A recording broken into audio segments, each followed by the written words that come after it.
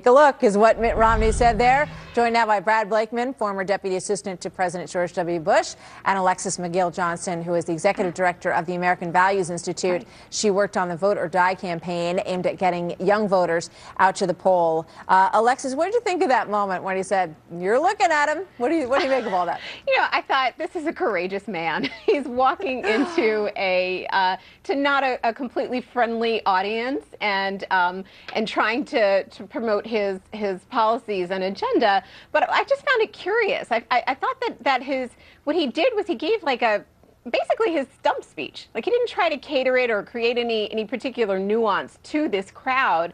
And I think that's what it kind of fell flat to me. I mean, the boos were one thing, him talking about Obamacare is another, but it just didn't really kind of rise to the occasion. Well, you know what? That's such an interesting point. And Brad, perhaps that's what he did intentionally, because he feels like the message for every American is about improving the jobs market. And we can show you some statistics in a moment, but it's been much rougher in the black community, the unemployment numbers, than it has in the broader community, right?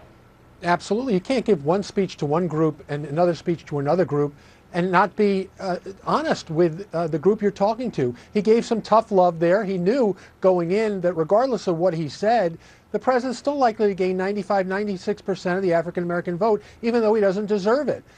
Look, let's use some common sense.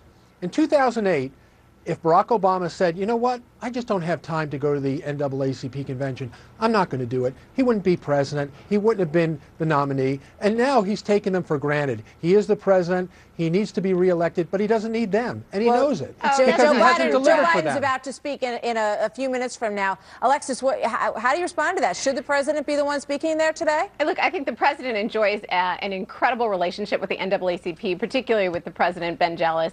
Ben Jealous has been to the White House numerous times, and they have actually talked seriously about job opportunities, about creating more opportunities in the economy and education. Yeah, but he hasn't delivered for them. That's the point. Yes, if the president came, no, wait a second. Delivering. Wait, come on. If the president had an agenda that he could be proud of, why wouldn't he go to the NAACP and tick off all his accomplishments? Let's As take a look Martha at those pointed numbers, out, Brad. The polls. Keep talking, but I want to put the numbers up while you're saying what you're saying. No, the African American community is hurting twice the average of the average American.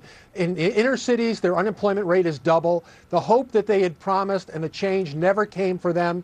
And in this economy, how does the president look them in the eye and say to them, you're better off today than you were 4 years ago? Go ahead, Alexis, you want to respond to that? Yes, I want to say that, as I said, the president enjoys an incredible relationship with the NAACP, and the NAACP worked very hard on behalf of the president and the Affordable Care Act and other opportunities that not only provided health care, but also created job and economic opportunities. And I think the fact that Mitt Romney went in to promote, basically failed economic policy, free market fundamentalism, trickle down, that never, ever reaches the African-American community. How could Romney's policies be any worse than this guy's? I want to get one other piece of sound in here, because I'd love to get your thoughts on it from both of you.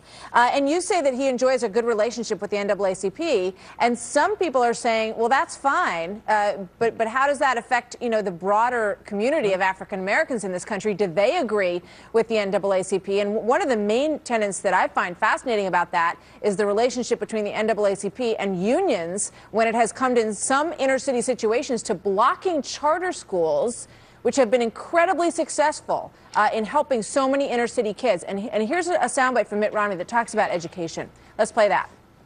Today, black children are 17% of students nationwide, but they are 42% of the students in our worst performing schools. Candidates can't have it both ways. Talking up education reform while indulging the same groups that are blocking reform. Alexis, I'm curious. What do you think about that? Look, I think, Martha, there is a healthy debate within the African-American community as to how to move forward on education reform.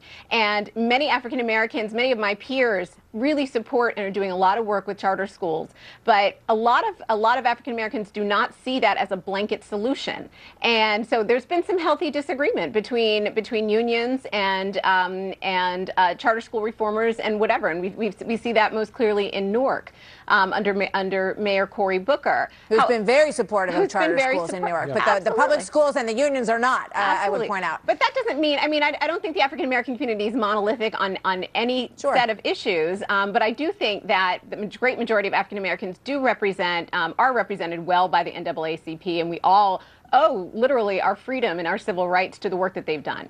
All right, we're going to leave it there. Thank you so much, Brad Blakeman and Alexis McGill. Thank you very much for being here. We're waiting for Joe Biden's comments at that same forum coming up in just a little while. Thanks to you both. It was a fascinating speech.